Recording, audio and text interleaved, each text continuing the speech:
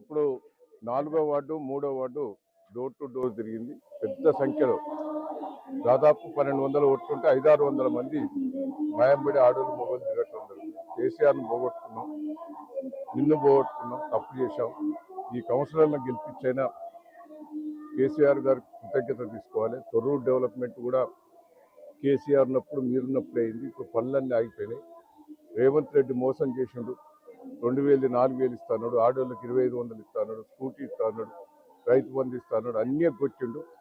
ఇప్పుడు door to door మీరు ప్రచారం చేస్తారు, ప్రజలు మీ నోటీస్ కి తీసుకొస్తుంది తొర్రూరు మున్సిపాలిటీ. నాకు 2000 4000 ఇస్తానని ఇస్తలేరు, 2500 ఇస్తానని ఇస్తలేరు. మీరు చెప్పిన రోడ్లన్నీ కూడా సగం చేసి ఆఫ్ చేశారు, కంకర పోసి ఆఫ్ చేశారు, కరెంటు పొల్లు కూడా సగం చేసి ఆపారు, 100 పడకల బస్సు హాస్పిటల్ బంద్ చేశారు. మొత్తం రేవంత్ రెడ్డి మోసం చేశారు. దీనికైనా కేసీఆర్ గారు చేసిన పనులను మీరు గుర్తు చేసుకుంటున్నాం.